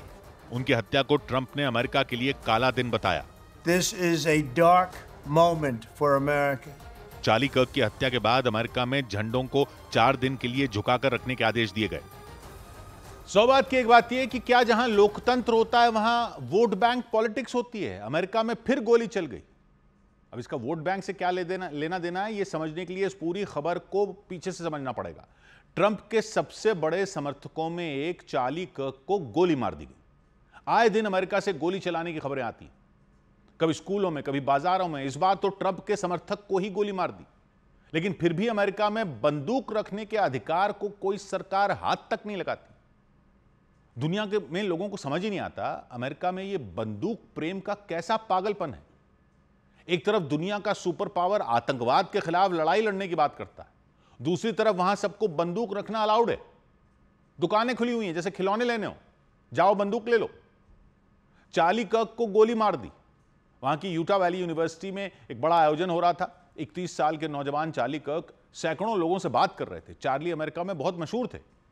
उनकी आवाज में जोश बताया जाता था। वो अपनी बातों से खासकर नौजवानों को बहुत प्रभावित करते थे।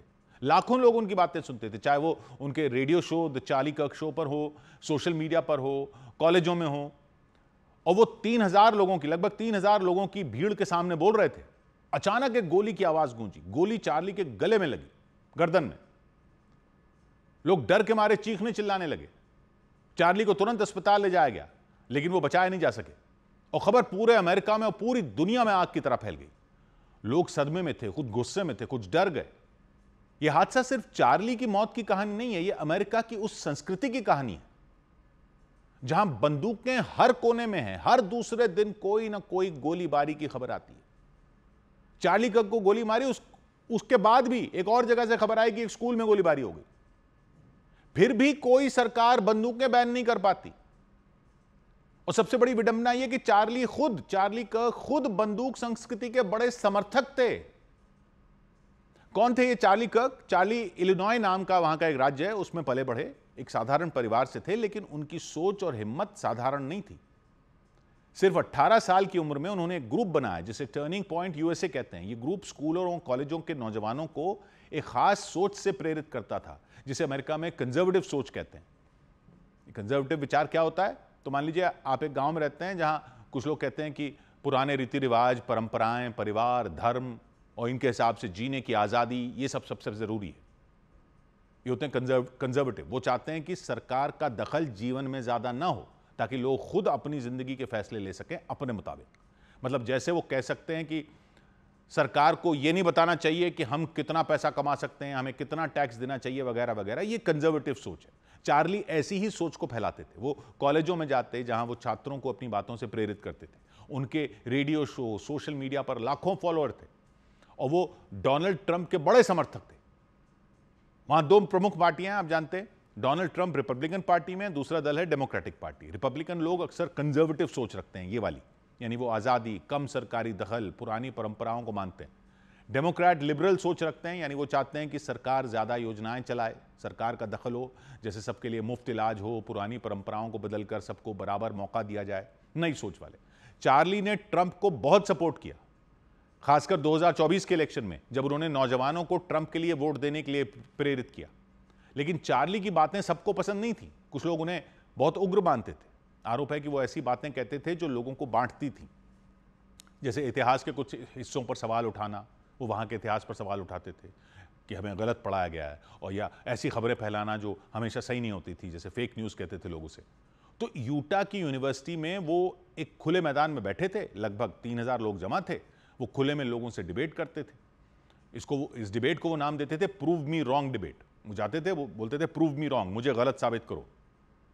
तो वहां कुछ लोग उनका समर्थन कर रहे थे, कुछ प्रोटेस्ट भी कर रहे थे, यानी वो चार्ली की सोच से सहमत नहीं थे और अपनी नाराजगी भी दिखा रहे थे। दोपहर 12:20 पर जब चार्ली बोल रहे थे, अचानक एक गोली की आवाज आई। गोली उनकी गर्दन में लगी। लोग डर गए, चीखने चिल्लाने लगे। चार्ली को तुरंत अस्पताल ले जाया गया, लेकिन बचाया नहीं जा सके। अब पुलिस को लगता है गोली दूर से, शायद किसी छत से 130 से 200 मीटर की दूरी से मारी गई थी। उन्हें यकीन है कि ये एक सोचा समझा हमला था, यानी गोली चलाने वाला चार्ली को ही निशाना बनाना चाहता था। यूनिवर्सिटी को खाली करवा दिया गया ताकि सब सुरक्षित रहें। ट्रंप ने कहा कि ये अमेरिका के लिए एक काला दिन है, चार्ली को सच और आज़ादी का शहीद बताया। लेकिन बंदूकों पर कुछ नहीं बोल रहा कोई। अमेरिका में कोई भी आसानी से बंदूक खरीद सकता है। स्कूलों में, कॉलेजों में, बाजारों में, सड़कों पर, जहां देखो बंदूकें चलती रहती हैं। ये कैसा देश है? एक अनुमान है कि आज की डेट में अमेरिका में करीब 50 करोड़ बंदूकें हैं और लोग कितने हैं? टोटल करीब 34 करोड़। इंसानों से ज्यादा बंदूकें रखी हुई हैं, शौकिया, और सब लीगल है। कानून में कोई रोक ही नहीं है। मतलब हर इंसान के लिए 1.5 बंदूक है वहां पे, लेकिन कोई रोक नहीं है। एक गांव में समझ लीजिए 100 लोग हैं तो वहां 150 बंदूकें होंगी, लेकिन हर कोई बंदूक नहीं रखता। यानी लोग कई कई बंदूकें रखते हैं। एक सर्वे के मुताबिक सिर्फ 32% एडल्ट, यानी करीब 8 से 10 करोड़ लोग वहां के कहते हैं कि उनके पास बंदूक है। तो कितनी कितनी रखी हुई है? 46% घरों में, यानी करीब 6.5 करोड़ घरों में कम से कम एक बंदूक है। 39% पुरुष बंदूकें रखते हैं, यानी हर 5 में 2 आदमियों के पास बंदूक होती है। 22% महिलाओं के पास बंदूकें, महिलाओं के पास। ग्रामीण इलाकों में, वहां के गांव में 47% लोग, यानी आधे लोग बंदूकें रखते हैं, और शहरों में 20%, यानी 5 में 1। एक राज्य है वहां वायोमिंग, वहां 66% लोगों के पास बंदूक है। हर 3 में 2 के पास बंदूक है। 66%। समझो आप, लोकतंत्र का चक्कर है। नेताओं को वोट लेने, पब्लिक अगर कुछ भी कर रही है, गलत कर रही है, लेकिन अगर सारी पब्लिक गलत कर रही है तो गलत ही सही हो जाता है। अब 2/3 लोगों के पास बंदूक है तो कौन नेता बोलेगा बंदूक के खिलाफ? लोग क्या बोलते हैं बंदूकें वो क्यों रखते हैं? एक सर्वे के मुताबिक कई लोग कहते हैं कि वो सुरक्षा के लिए बंदूक रखते हैं, कुछ लोगों का कहना है वो शिकार के लिए बंदूक रखते हैं, कई तो ये भी कहते हैं कि वो बंदूकें सिर्फ अपने शौक के लिए रखते हैं। कुछ लोग बंदूकें इकट्ठा करते हैं, जैसे कुछ सिक्के या डाक टिकट इकट्ठा करता है, और ये वहां के संविधान में है हक।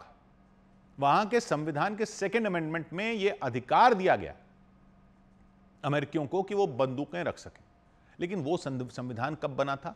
1789 में, मतलब 236 साल हो गए। तो उस टाइम के हालात रहे होंगे ना कि बंदूक रखने की जरूरत होती होगी। जंगल के इलाके में रहते थे लोग, लेकिन वो अधिकार अब तक चला आ रहा है। और वैसे कहने को दुनिया को आधुनिकता का पाठ पढ़ाता अमेरिका, और बना हुआ है शोले का रामगढ़। गब्बर आ जाएगा क्या? सबने बंदूक रखी हुई है। और चार्ली कर्क खुद इस सोच के बड़े समर्थक थे। वो अक्सर कहते थे दूसरा संशोधन यानी संविधान का जो सेकंड अमेंडमेंट, जिसमें यह अधिकार है अमेरिका के लोगों की आजादी की रक्षा करता है, अब ये आजादी चाहिए उन्हें गोली मारने की। वो खुद मानते थे, चार्ली कर्क खुद मानते थे कि बंदूक लोगों को न सिर्फ अपराधियों से बल्कि सरकार से भी बचाती है। कि सरकार ज्यादा ताकतवर नहीं होनी चाहिए, लोगों के पास ताकत होनी चाहिए। ये क्या है? 2022 में एक रेडियो शो में चार्ली कर्क ने कहा कि बंदूकें अमेरिका की आत्मा हैं। ये हमें वो शक्ति देती हैं कि हम अपनी जिंदगी खुद कंट्रोल कर सकें।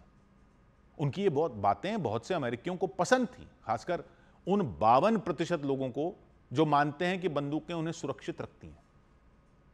अब इतने लोग मानते हैं, बताइए। इसी बंदूक ने खुद चार्ली की जान ले ली। जिस बंदूक संस्कृति को वो बढ़ावा देते थे, उसी की वजह से उनकी अपनी जान चली गई। अब सवाल यह है कि हर दूसरे दिन गोलीबारी होने के बावजूद सरकार बंदूकें बैन क्यों नहीं करती? तो इतने लोग हैं, आप देखिए 2023 में 46,000 लोग बंदूकों की वजह से मारे गए अमेरिका में। 27,000 ने खुदकुशी की, 18,000 की हत्या हुई, करीब 500 हादसे हुए, यानी हर 11 मिनट में एक मौत हो गई। हर 11 मिनट में एक मौत। स्कूलों में गोलीबारी के 2022 में 46 मामले हुए स्कूलों में। अभी ये चार्ली की जिस दिन मौत हुई है, एक स्कूल में अब भी गोलीबारी हुई अमेरिका में उसी दिन। स्कूलों में होती रहती है, वहां बच्चा बच्चा बंदूक लिए घूम रहा है, फिर भी बंदूकें बैन नहीं होती। बंदूक वालों का एक संगठन है, नेशनल राइफल एसोसिएशन, NRA, बहुत ताकतवर है। क्यों? क्योंकि वो लाखों डॉलर खर्च करते हैं, उन नेताओं को चंदा देता है ये संगठन जो बंदूक के हक में बोलते हैं संसद में। चार्ली कर्क भी NRA के समर्थक थे, यानी घूम फिरकर वोट बैंक का चक्कर है। अमेरिका तो लोकतंत्र का झंडा उठाता है ना दुनिया भर में, तो यह है लोकतंत्र। अगर डाकुओं के वोट ज्यादा हो जाएं तो क्या डकैती को कानूनी कर दोगे? 100 बात की एक बात। इधर सुप्रीम कोर्ट ने एशिया कप में भारत और पाकिस्तान के बीच होने वाले मैच को रोकने की मांग खारिज कर दी। सुप्रीम कोर्ट ने क्रिकेट के एशिया कप में भारत और पाकिस्तान के बीच होने वाले मुकाबले पर रोक लगाने के लिए दायर की गई याचिका पर सुनवाई से इनकार कर दिया। याचिकाकर्ता ने अपील की थी कि पहलगाम हमले के बाद ये मैच खेलने से भारतीय सेना और पहलगाम आतंकी हमले में जान गंवाने वाले लोगों का अपमान होगा। आईसीसी ने ऐलान किया कि महिलाओं के क्रिकेट के विश्व कप में अंपायर और मैच रेफरी भी महिलाएं ही रहेंगी। ये पहली बार है जब महिलाओं के वनडे विश्व कप में अंपायर और मैच रेफरी की सारी जिम्मेदारी महिलाएं निभाएंगी। आईसीसी ने इसके लिए 14 अंपायर और 4 मैच रेफरी के नाम की घोषणा भी कर दी। दक्षिण अफ्रीका की क्रिकेट टीम ने इंग्लैंड को पहले T20 मुकाबले में 14 रन से हरा दिया। बारिश की वजह से यह मैच 20 के बजाय 9 ओवर का हुआ। इन 9 ओवरों में दक्षिण अफ्रीका की टीम ने 5 विकेट खोकर 97 रन बनाए, जिसके जवाब में इंग्लैंड 5 विकेट खोकर सिर्फ 54 रन ही बना पाई। उधर बड़ी खबर आई इजरायल और हमास में जारी जंग से जुड़ी। खबर है कि इजरायल की सेना ने बीते 72 घंटों में गाजा के अलावा 5 देशों पर बमबारी कर दी। इसमें करीब 200 लोगों के मारे जाने का दावा किया गया। इजरायल ने हमास का समर्थन करने वाले यमन के हूथी लड़ाकों के ठिकानों पर जबरदस्त हमले किए। वहां इजरायल के हमलों में 10 लोगों की मौत की खबर आई। इससे पहले इजरायल ने कतर पर हमला बोल दिया था। उसके लड़ाकू विमानों ने वहां हमास के नेताओं के अड्डों को निशाना बनाया था। वहां भी 5 लोग मारे गए थे। यही नहीं, इजरायल की फौज ने लेबनान में हिजबुल्लाह के ठिकानों के साथ साथ सीरिया के भी कई इलाकों पर एयर स्ट्राइक कर दी। इन दोनों देशों में भी कई लोगों की मौत का दावा किया गया। इजरायल के हमलों में सबसे नया नाम अफ्रीकी देश ट्यूनीशिया का जोड़ा। खबर है ट्यूनीशिया में भूमध्य सागर के रास्ते गाजा के लोगों को नॉर्वे पर, माफ कीजिएगा, नावों पर राहत सामग्री भेजी गई थी, लेकिन दावा है कि इजरायल ने उन नावों पर ड्रोन हमला कर उन्हें तबाह कर दिया। और ये सभी हमले 72 घंटे यानी 3 दिन के अंदर किए गए। और इस दौरान सबसे ज्यादा तबाही गाजा में मचाई गई। पिछले 72 घंटे में वहां 150 लोगों के मारे जाने का दावा किया गया। इजरायल की फौज ने गाजा के उत्तरी हिस्से में मौजूद शरणार्थी कैंपों पर कहर ढा दिया। वहां एक एक कर कई मिसाइलें बरसा दी गई। लगातार हो रहे धमाकों से पूरा इलाका दहल उठा, क्योंकि इजरायल की खतरनाक मिसाइलों ने कई बहुमंजिला इमारतों को भी तहस नहस कर दिया। इजरायल के मुताबिक उसकी सेना बीते कुछ दिनों में हमास के 350 से ज्यादा ठिकानों को मिट्टी में मिला चुकी है। दावा है कि इजरायल की इस कार्रवाई से हमास के लड़ाके बुरी तरह खौफ में आ गए और जान बचाने के लिए वो शरणार्थी कैंपों में आम लोगों के बीच छिप गए। इजराइल ने उन्हें भी ठिकाने लगाने का ऑपरेशन तेज कर दिया। इसीलिए उत्तरी गाजा में बारूद की बारिश कर दी गई और वहां इजराइल की मिसाइलें जहां भी फटी वहां तबाही मच गई। विस्फोट होते ही एक इमारत तो ताश के पत्तों की तरह ढह गई। हमला होने से पहले उस इमारत के आसपास कई लोग आते जाते दिखाई दिए, लेकिन जैसे ही मिसाइल गिरी वहां अफरा तफरी मच गई। एक महिला तो अपने दोनों कानों को हाथों से ढककर दौड़ने लग गई, क्योंकि धमाका इतना तगड़ा हुआ कि उसकी आवाज से आसपास के इलाके भी दहल उठे। पलक झपकते ही वो बहुमंजिला इमारत मलबे के ढेर में तब्दील हो गई। उत्तरी गाजा में बीते 24 घंटे के अंदर इस तरह के कई खौफनाक हमले हुए। ताबड़तोड़ बमबारी ने लोगों की जान हलक में ला दी। इजराइल की सेना ने आबादी वाले इलाके में मौजूद कई मकानों के बीच में एक मिसाइल दागी तो वहां हर तरफ धुआं धुआं हो गया। विस्फोट के साथ निकली आग की लपटें आसमान में काफी ऊपर तक पहुंच गईं।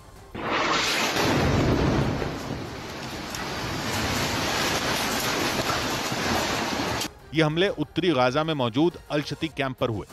अल-शती कैंप गाजा का तीसरा सबसे बड़ा शरणार्थी कैंप है, जो इजराइल की सीमा से कुछ ही किलोमीटर की दूरी पर है। इधर उत्तराखंड के दौरे पर गए प्रधानमंत्री नरेंद्र मोदी ने बाढ़ और बारिश से प्रभावित इलाकों के लिए 1200 करोड़ रुपए के राहत पैकेज का ऐलान किया। उन्होंने देहरादून में मुख्यमंत्री पुष्कर सिंह धामी के साथ अहम बैठक की। इस बैठक में राज्य के कई बड़े अधिकारी मौजूद रहे और इस दौरान उन्होंने बाढ़ से प्रभावित लोगों की हर संभव मदद का भरोसा दिया। उन्होंने घोषणा की कि आपदा में जान गंवाने वाले लोगों के परिवारों को 2-2 लाख रुपए और घायलों को 50-50 हजार रुपए की राशि दी जाएगी। प्रधानमंत्री ने बैठक में बाढ़ प्रभावित इलाकों में जारी राहत और बचाव के कामों की समीक्षा भी की। इसके बाद वो राज्य के बाढ़ प्रभावित इलाकों के कई लोगों से भी मिले। उधर इजराइल ने यमन की राजधानी सना में जबरदस्त हमला कर दिया। यमन की राजधानी सना और अल-जौफ प्रांत पर इजराइल ने जबरदस्त एयर स्ट्राइक कर दी। न्यूज एजेंसी रॉयटर्स के मुताबिक इस हमले में 35 से ज्यादा लोगों की मौत हो गई, जबकि 100 से ज्यादा लोग घायल हो गए। इजराइल की सेना ने हूथी विद्रोहियों के सैन्य अड्डों, एक तेल गोदाम और एक दफ्तर को निशाना बनाने का दावा किया। सूत्रों के हवाले से खबर है कि सीआरपीएफ के आईजी सुनील जून ने राहुल गांधी की सुरक्षा चूक को लेकर कांग्रेस अध्यक्ष मल्लिकार्जुन खड़गे और राहुल गांधी को चिट्ठी लिखी। चिट्ठी में सुनील जून ने राहुल गांधी पर सिक्योरिटी प्रोटोकॉल नहीं मानने का आरोप लगाया। इसके अलावा उन्होंने राहुल गांधी के रवैये की भी शिकायत की। भारतीय रेलवे कश्मीरी सेब और दूसरे उत्पादों की तेज और सुरक्षित ढुलाई के लिए रैपिड कार्गो ट्रेन सेवा की शुरुआत करेगी। इस सेवा की शुरुआत के बाद जम्मू कश्मीर के बडगाम से सेब ट्रेन के जरिए सीधे दिल्ली भेजा जा सकेगा। बडगाम रेलवे स्टेशन से 13 सितंबर को पार्सल ट्रेन सेब लेकर पहली बार दिल्ली के लिए रवाना होगी। और अब खुशियों के रंग भरने वाली खबर, दुबई में आईआईएम अहमदाबाद ने अपना पहला कैंपस शुरू कर दिया। दुबई के क्राउन प्रिंस ने इस नए कैंपस का उद्घाटन किया। इस कार्यक्रम में भारत के शिक्षा मंत्री धर्मेंद्र प्रधान भी शामिल हुए। उन्होंने इसे भारत की शिक्षा के वैश्वीकरण की दिशा में एक बड़ी छलांग बताया। और दुबई में आईआईएम अहमदाबाद का पहला कैंपस खुलने पर खुशी जताई। भारत के बाहर आईआईएम अहमदाबाद का यह पहला कैंपस है। दुबई के क्राउन प्रिंस ने इस नए कैंपस का उद्घाटन किया। इस दौरान दुबई के शिक्षा मंत्री के साथ भारत के शिक्षा मंत्री धर्मेंद्र प्रधान भी वहां मौजूद रहे। उन्होंने इस कार्यक्रम में शामिल हुए छात्रों को संबोधित किया और दुबई में आईआईएम अहमदाबाद का कैंपस खुलने को भारत के लिए एक बड़ी कामयाबी बताया। Today, friends, I am going to inaugurate the first ever overseas Indian business school. The IIM brand, the best of the IIM brand is Ahmedabad. IIMA is going to open its campus tomorrow in the very city Dubai. Dharmendra Pradhan 2 दिन के UAE दौरे पर हैं। इस दौरान उन्होंने Dubai के crown Prince के साथ वहां के शिक्षा मंत्री से भी मुलाकात की। उनके इस दौरे पर दोनों देशों के बीच शिक्षा से जुड़े कई अहम समझौते हुए। वहीं आईआईएम अहमदाबाद से पहले दुबई में आईआईटी दिल्ली और भारत की कई प्राइवेट यूनिवर्सिटियों के कैंपस भी हैं, जहां हर साल सैकड़ों बच्चे एडमिशन लेते हैं। प्रधानमंत्री नरेंद्र मोदी की बनाई राष्ट्रीय शिक्षा नीति के तहत देश की शिक्षा के अंतर्राष्ट्रीयकरण की दिशा में इसे बड़ा कदम बताया गया।